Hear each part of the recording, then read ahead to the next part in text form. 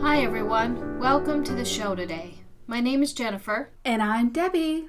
If you have an Alzheimer's story you'd like to share, please email us at whentheyforgetpodcast@gmail.com or call us at 850-254-9595. We have a great show for you today. We're going to share some of our own stories and then hear some of yours. So my first story of the two, and you will remember this one because you were there, is when we first moved to that little town, Montana, Shoto.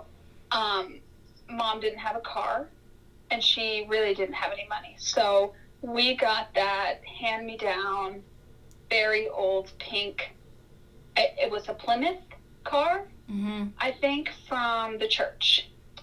And it wasn't an unreliable car, but it was just an older car that sometimes would have a hard time getting started, especially in the winter, and there were issues. But John Corey, the guy from the church, helped Mom, keep it up. And I can't remember, but I think she might have actually gotten the car from him because she was always going to him when she had a question or needed help with the car.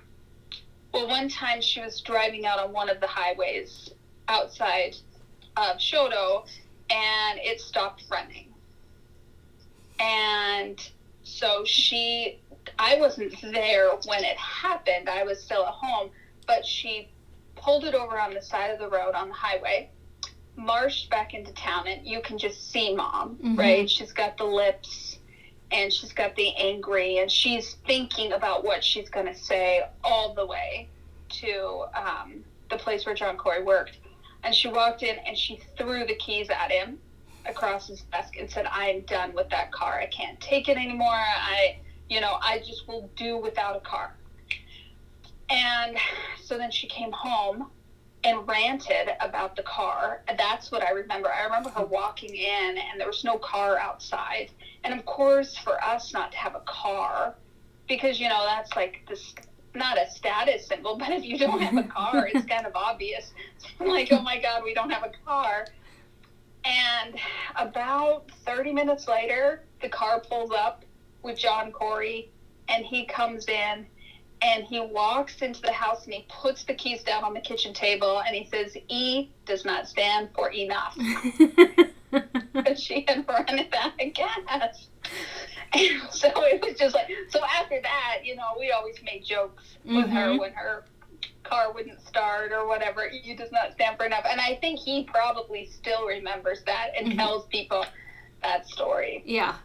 And that's the first story. The second one is when I was quite a bit older. I was married and had Josh and Lucas. They were very, very young. I think Lucas was maybe 18 months old. We went to New Orleans. And we took Mom with us so that she could watch the boys, so that Sam and I could go out in the evening and, kind of explore. And she brought her camera with her, and she needed a new battery. And so she said, "We got to go down to, the film store in downtown New Orleans, because I need to get a battery for my camera." Because it wasn't a standard battery. It wasn't like a AA or anything like that. And she left it in the rental car, and she marches into the camera store, and she says, "I need a 5-volt battery." And the guy looks at her and he said, "I'm sorry, ma'am, but we don't sell 5-volt batteries." And she's like, "No, my camera takes a 5-volt battery. I need a 5-volt battery." And he said, "Ma'am, they don't make 5-volt batteries. They don't exist." And she's like, "But my camera does. Are you telling me that And she started arguing with this guy, and he's like, "Ma'am, they don't make a 5-volt battery." And he looks at me, and I'm standing up on the side, and he's like, "She's wrong. She's wrong." And I'm like, I didn't know what to do. I was at a total loss. And I said, "Mom, let's go out to the car and let's get your camera." I mean, it was right outside the store on the street. So I went out, got the camera. We went out together, and she opens it up, and it's not a 5-volt battery. I don't know what it was, but it was just one of those little round batteries. And she didn't want to go back in. She goes, no, we'll go somewhere else. And I said, no, you're going to go back in. You're going to show him this battery and you're going to apologize. And so I marched her back in there. And she handed him the battery and she apologized. And he was very gracious about the whole thing. But the moral or the point of both of these stories is that Mom would get these ideas in her head. And she was very stubborn. And this was long before any of the head injuries, before the Alzheimer's, before the dementia. And, she would get so stubborn. She would dig her heels in on this idea, this belief that she had. Even if it was something simple like a battery, it was like that was to her core, that was something that she believed. And so when she started to slip, when we got older, when she was older and started to slip, a lot of that for me, I don't know about you, I chalked it up to that. Yeah. Where she would remember things wrong, or she would dig her heels in on a belief that she had. That was a symptom of her Alzheimer's, but I discounted it and just wrote it off as, well, it's the 3-volt or the 5-volt battery story all over again. Or, the car broke down. And so, that was my thing. That's what I was thinking about today when I was thinking back for some lighthearted, funny stories. Of course, they're funny and we can laugh at them.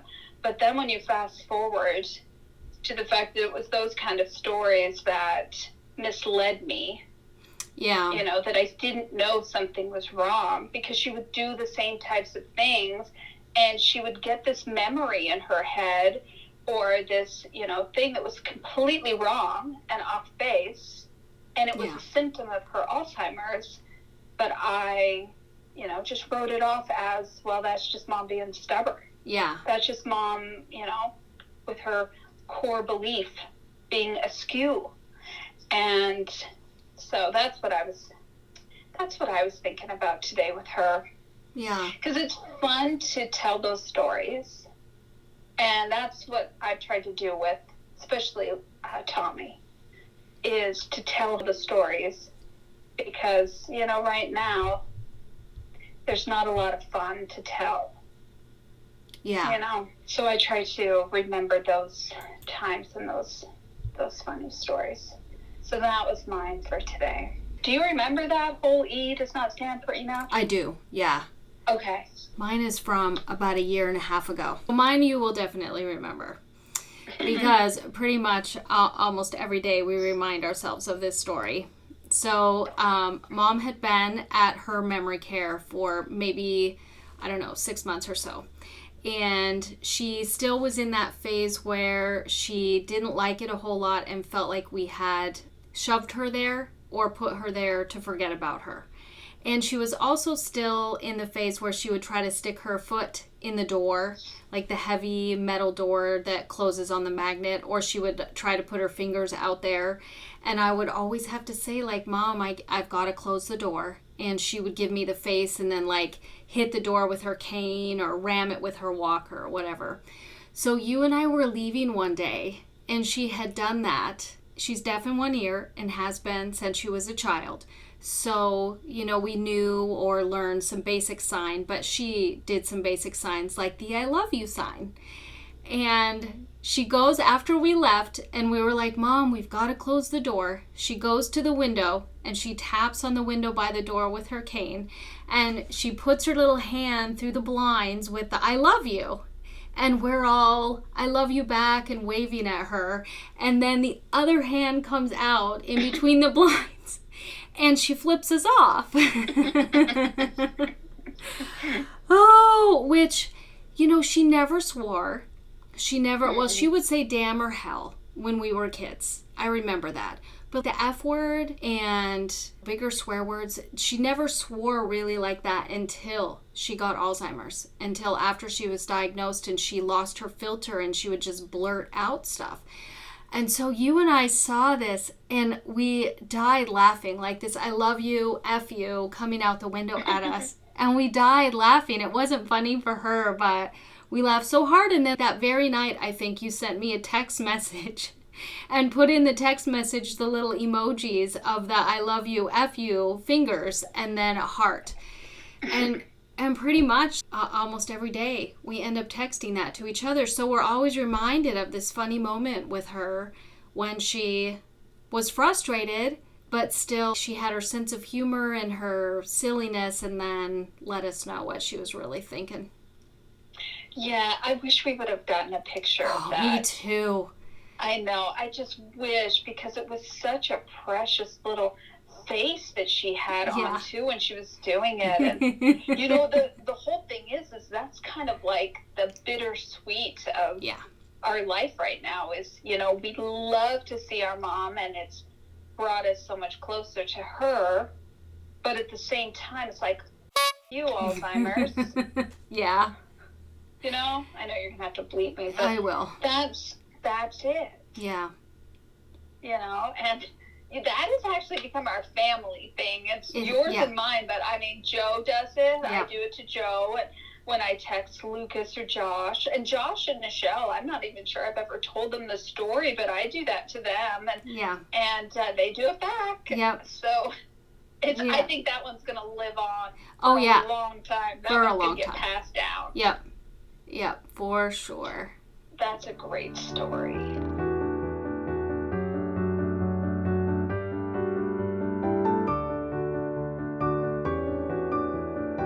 So much for listening. We want you to take a minute and ask you to rate and share our podcast. We're a brand new podcast, and your ratings and shares really help others find us on iTunes and other podcatchers. You can find us online at whentheyforget.com, and we're also out there on most socials at the handle whentheyforget. If you have an Alzheimer's or dementia story to share, you can find out how on our website. Again, that's whentheyforget.com. We really hope you take a few minutes to share your story. You never know who could be listening and who could really need to hear your story.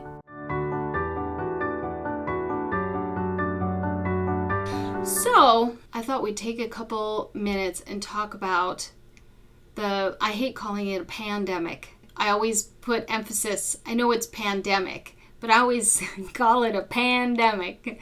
I don't know why. Northern Idaho is a little bit different. They're calling it the coronavirus scare.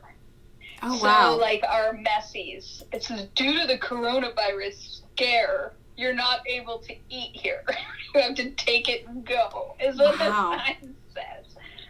They're calling it a scare, but I understand. I don't really like to call it a pandemic either, but I understand basically the stay-at-home orders and all the coronavirus thing. And I totally 100% understand why they closed memory care units and assisted living. I completely understand it. There's thought processes behind it, and they are a very vulnerable population. I mean, we saw in January when they had the flu go through there, some of the residents didn't survive, and so I understand.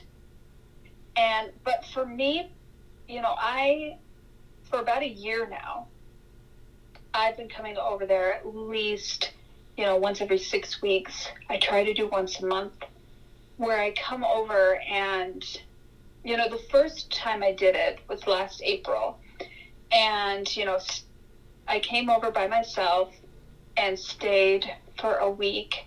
And what I find so lovely about it is when I come over with Tom and Tommy or the kids or whatever, I have all these different hats. I'm mom, I'm wife, I have to worry about work and all of that stuff, and I get to see mom and spend time with her and be daughter.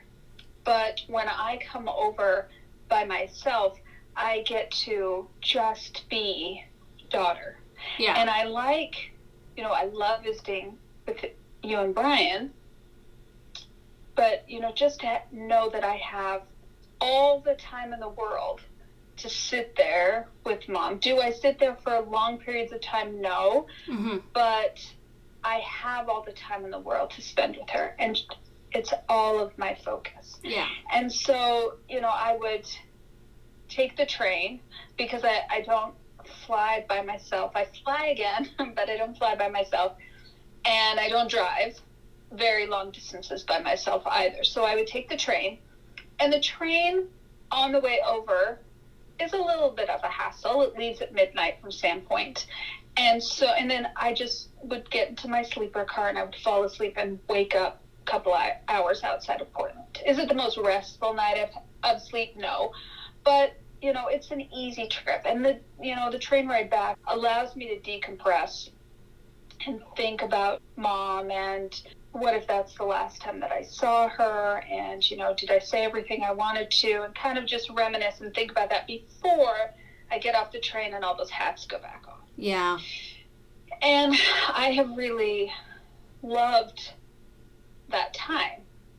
And so now, it's been since the end of February. Yeah. Now, it's kind of like I'm really struggling because I'm not getting that time with her. And I wonder if I had known in February that I wasn't going to be able to see her again until, however long, whenever they reopen, I probably would have spent a lot more time there. Yeah.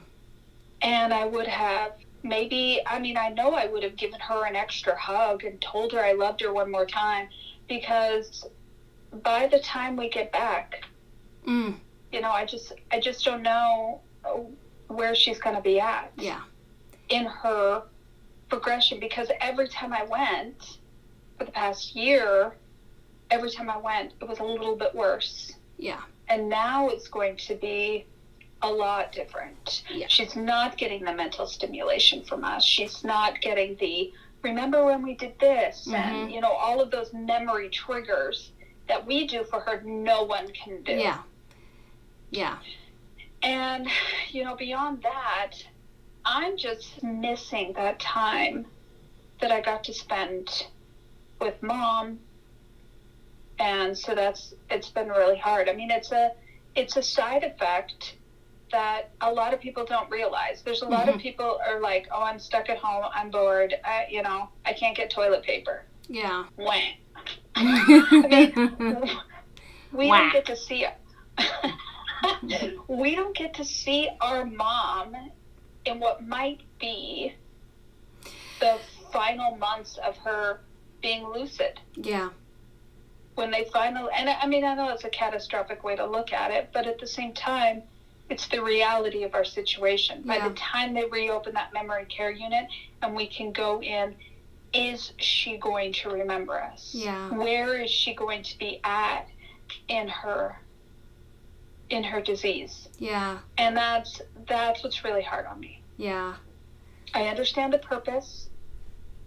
I support keeping those, the vulnerable population safe, but it's a side effect that they didn't realize. Yeah. And I wish, like you've been quarantined and self-isolated for how long now? I mean, it's got to be at least 4 weeks. Yeah, it's over 4 weeks.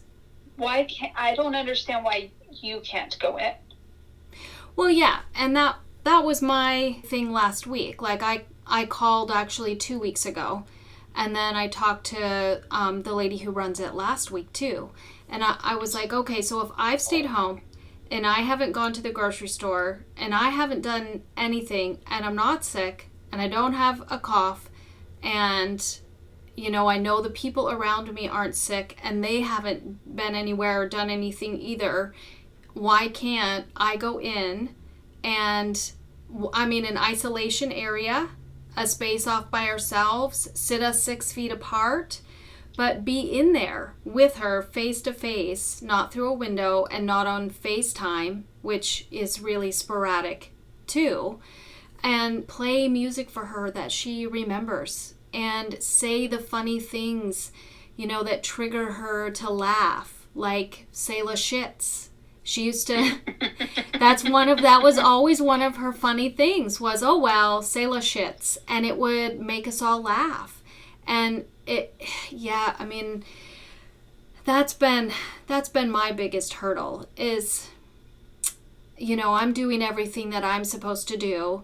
I'm staying home, I'm well, and I have seen nobody but my husband. And from 6 feet away, a person at Home Depot when I had to go pick something up.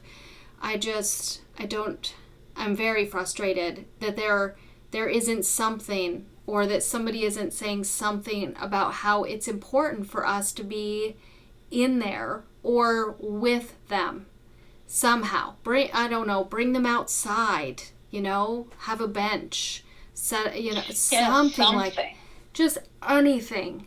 Anything would be better than talking to her through a window and her holding on to a phone, and she really doesn't remember what to do with the phone.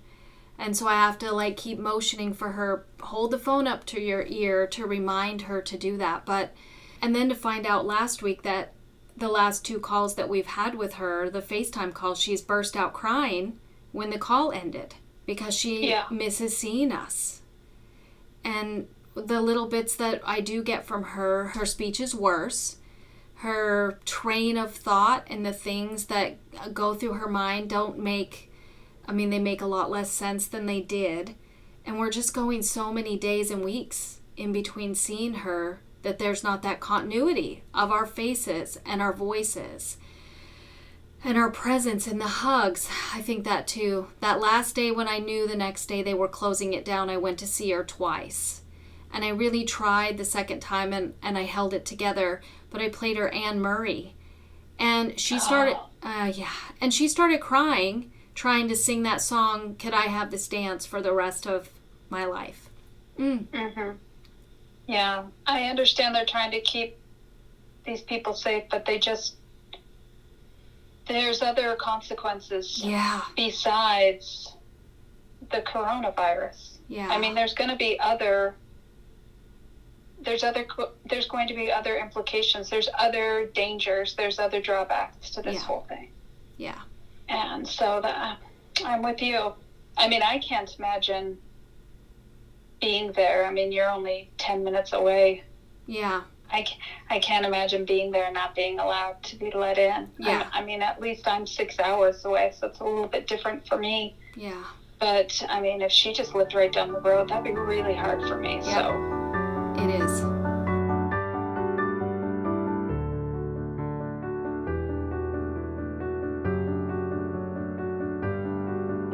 We really appreciate you taking the time to listen to our podcast.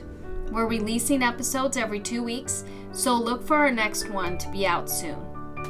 In the meantime, we'd love for you to share your Alzheimer's or dementia story with us. You can call our phone line at 850-254-9595 and leave a voicemail. You have about 4 minutes to record, so if you need more time, just call back and keep going. You can also record a voice memo on your phone or computer and email it to us at whentheyforgetpodcast@gmail.com. And if you don't want to record your story, you can email it to us and we'll read it on the show. If you need some inspiration, we have a lot of story topic ideas and prompts on our website. Alzheimer's can be a pretty isolating disease, and it can be extremely hard on caregivers. In this time of social distancing, we can feel even more separated from the help and support we need. We hope this podcast brings you some peace and love, and please reach out to us on social media or on our website. When they forget, we remember. So please keep calling in and sharing your stories. Thanks for listening.